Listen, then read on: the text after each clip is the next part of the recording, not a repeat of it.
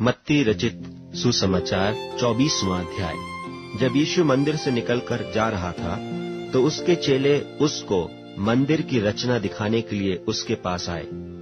उसने उनसे कहा, क्या तुम यह सब नहीं देखते? मैं तुमसे सच कहता हूँ, यहाँ पत्थर पर पत्थर भी न छूटेगा जो ढाया न जाएगा। और जब वह जैतून पहाड़ पर बैठा था तो चेलों ने अलग उसके पास आकर कहा, हमसे कह कि ये बातें कब होंगी और तेरे आने का और जगत के अंत का क्या चिन्ह होगा? यीशु ने उनको उत्तर दिया, सावधान रहो, कोई तुम्हें न भरमाने पाए, क्योंकि बहुत से ऐसे होंगे जो मेरे नाम से आकर कहेंगे कि मैं मसीह हूँ, और बहुतों को भरमाएंगे। तुम लड़ाइयों और लड़ाइयों की चर्चा सुनोगे। देखो, घबरा न जाना, क्योंकि इनका होना अवश्य है, परंतु उस समय अंत न होगा। क्योंकि जाति पर जाति और राज्य पर राज्य चढ़ाई करेगा, और जगह जगह अकाल पड़ेंगे और भूइंडोल होंगे। ये सब बातें पीड़ाओं का आरंभ होंगी।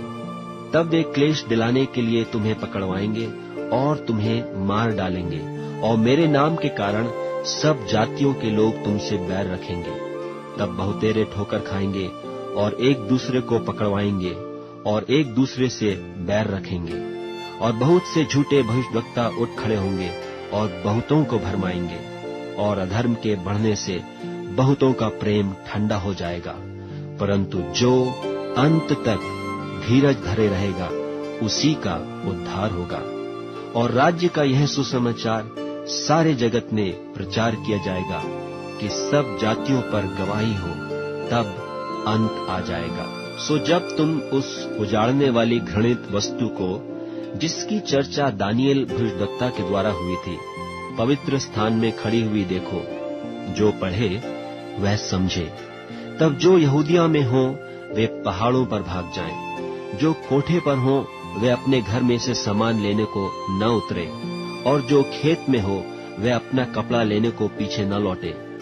उन दिनों में जो गर्भवती और दूध पिलाती होंगी, उनके लिए हाय हाय। और प्रार्थना किया करो कि तुम्हें जाड़े में या सब्त के दिन भागना न पड़े, क्योंकि उस समय ऐसा भारी क्लेश होगा जैसा जगत के आरंभ से न अब तक हुआ और न कभी होगा। और यदि वे दिन घटाए न जाते तो कोई प्राणी न बचता, परंतु चुने हुओं के कारण वे दिन घटाए जाएंगे। उस समय यदि कोई तुमसे कहे कि देखो मसीह यहाँ है या वहाँ है, तो प्रतीति न करना, क्योंकि झूठे मसीह और झूठे भविष्यद्वक्ता उठ खड़े होंगे और बड़े चिन्ह और अद्भुत काम दिखाएंगे, कि यदि हो सके तो चुने हुओं को भी भरमा दें। देखो, मैंने पहले से तुमसे यह सब कुछ कह दिया है।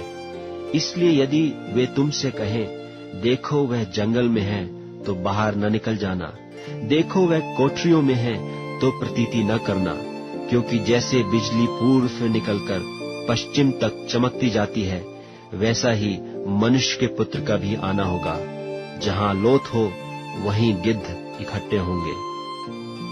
उन दिनों के क्लेश के बाद तुरंत सूर्य अंधियारा हो जाएगा और चांद का प्रकाश जाता रहेगा, और तारे आकाश से गिर पड़ेंगे और आकाश की शक्तियां हिलाई जाएंगी। तब मनुष्य के पुत्र का चिन्ह आकाश में दिखाई देगा, और तब पृथ्वी के सब कुलों के लोग छाती पीटेंगे और मनुष्य के पुत्र को बड़ी सामर्थ और ऐश्वर्य के साथ आकाश के बादलों पर आते देखेंगे। वो तुर्य के बड़े शब्द के साथ अपने दूतों को भेजेगा, और वे आकाश के इस छोर से उस छोर तक चारों दिशाओं से उसके चुने हुओं को इकट्ठा करेंगे।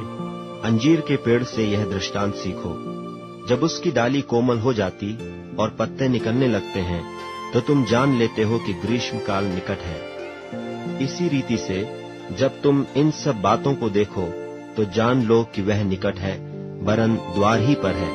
मैं तुमसे सच कहता हूँ कि जब तक ये सब बातें पूरी न हो लें, तब तक यह पीढ़ी जाती न रहेगी। आकाश और पृथ्वी टल जाएंगे, परंतु मेरी बातें कभी न टलेंगी। उस दिन और उस घड़ी के विषय में कोई नहीं जानता, न स्वर्ग के दूत और न पुत्र, परंतु केवल पिता। जैसे नूह के दिन थे, वैसा ही मनुष्य के पुत्र का आना भी होगा। क्योंकि जैसे जल प्रलय से पहले के दिनों में जिस दिन तक कि नूह जहाज पर न चढ़ा, उस दिन तक लोग खाते पीते थे और उनमें ब्याह शादी होती थी, और जब तक जल प्रलय आकर उन सब को बहा न ले गया, तब तक उनको कुछ भी मालूम न पड़ा, वैसे ही मनुष्य के पुत्र का आना भी होगा। उस समय 2 जन खेत में होंगे, एक ले लिया जाएगा और दूसरा छोड़ दिया जाएगा। 2 स्त्रियां चक्की पीसती रहेंगी, एक ले ली जाएगी और दूसरी छोड़ दी जाएगी। इसलिए जागते रहो, क्योंकि तुम नहीं जानते कि तुम्हारा प्रभु किस दिन आएगा।